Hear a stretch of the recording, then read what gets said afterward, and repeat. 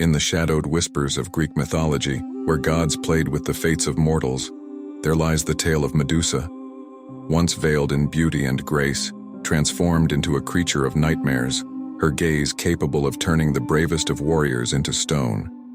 This tale is not merely a story of horror and vengeance, but a saga woven with threads of tragedy, divine wrath, and the unyielding cruelty of fate.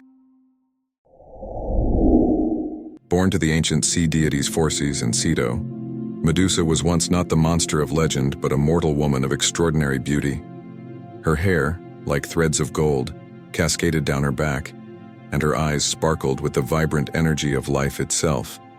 Unlike her sisters, the immortal Gorgons, Medusa was destined to walk a mortal path, one that would lead her to both the heights of devotion and the depths of despair. As Medusa grew older, she found herself drawn to the virtues of Athena, goddess of the very essence that shaped civilizations: wisdom, courage, and justice. Medusa pledged her service, embracing a life of purity and devotion within the sacred walls of Athena's temple. As a priestess, Medusa served, her beauty overshadowed by the brilliance of her faith, her actions a testament to her unwavering allegiance to the goddess. However, it was here, within the hallowed walls of Athena's abode, before the very altar of wisdom and courage, that destiny would weave its most cruel twist and forever change the trajectory of Medusa's life. As Medusa continued in her devotion and service to Athena, her beauty would eventually catch the eye of a lustful god, Poseidon, the lord of the seas. Medusa found herself the object of Poseidon's obsession. However, she refused his advances. Her denial of Poseidon was not merely an act of defiance towards the sea god, but more importantly a reaffirmation of her devotion towards Athena, a testament to her unwavering commitment to the goddess and the sanctity of her vow of abstinence. However, Poseidon's will, fueled by desire and unbound by mortal laws, would not be so easily thwarted. Poseidon continued his pursuit of Medusa as she sought sanctuary within Athena's temple. The god of the seas had long shared a rivalry with his niece Athena, and as such, remained undeterred as he followed Medusa into the goddess's sacred abode. Medusa's prayers for protection against the lustful god went unanswered as Poseidon defiled her within the very precincts of Athena's temple. This violation, not just of Medusa but of the sacred space itself, was an affront of unimaginable proportions. The echoes of Poseidon's departure left behind a silence as profound as the depths of the sea. In this moment of unspeakable violation, the course of Medusa's destiny shifted irrevocably, setting the stage for further despair and tragedy. Athena, the goddess of wisdom and strategic warfare, found her sanctuary defiled and her priestess violated. In a world where the whims of gods dictated the fates of mortals, the lines between justice and vengeance blurred. Athena's wrath, righteous and swift, would not fall upon Poseidon but upon Medusa, transforming her from victim to vessel of divine retribution. With a divine decree that echoed through the marbled halls, Medusa's fate was sealed.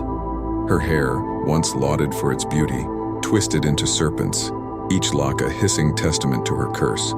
Her eyes, which once reflected the depth of her devotion, now bore the power to petrify, turning any who dared meet her gaze into stone.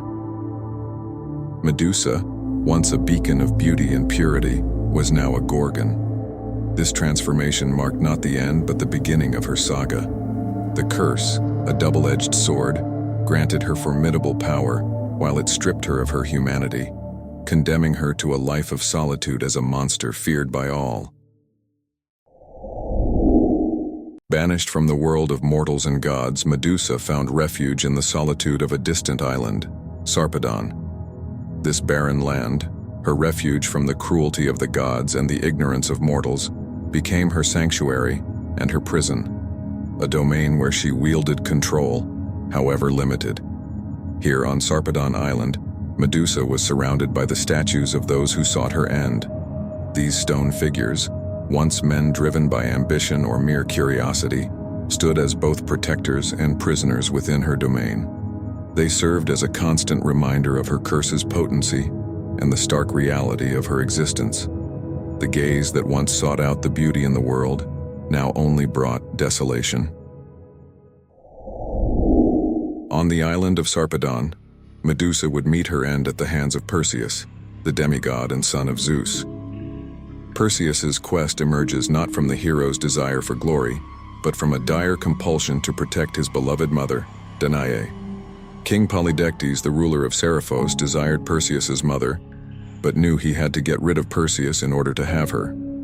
He pretended to marry another woman, asking everyone to offer a wedding gift. Knowing Perseus had nothing to give, Polydectes demanded the head of Medusa, thinking it an impossible task that would claim Perseus's life. In undertaking this task, Perseus was bestowed assistance directly from the divine realm. Athena granted him the Aegis, a reflective shield. Hermes presented him with winged sandals, granting him the power of flight. Hades contributed a helm of invisibility, and finally Zeus, the king of the gods, provided an adamantine sword, a crucial instrument for defeating Medusa. In the heart of Sarpedon Island, where shadows danced with fear, Perseus found Medusa. Through the reflection in Athena's shield, he evaded the curse of her gaze, the very gaze that had condemned many before him to a petrified eternity.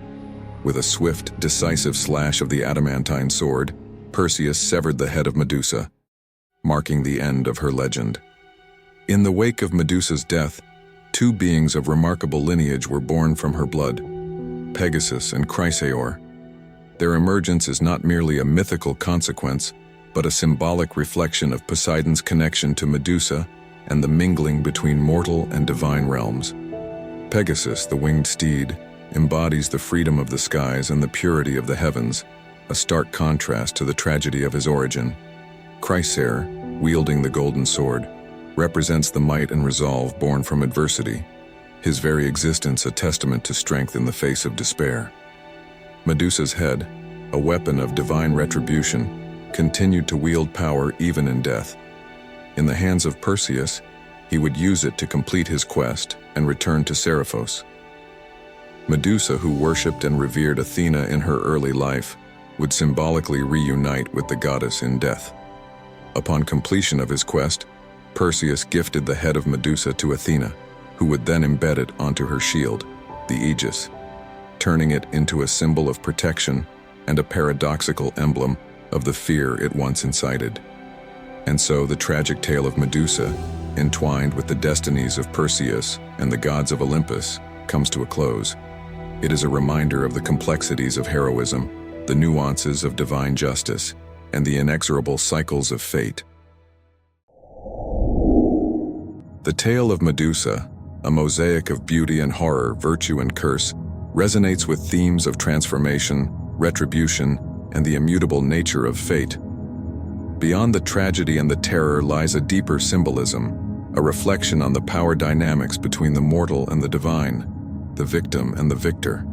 Medusa's transformation from a revered maiden to a dreaded monster speaks to the fragility of innocence in the face of betrayal and the harshness of divine judgment. The story of Medusa challenges us to look beyond the surface, to see the humanity within the monster and the monstrosity within humans.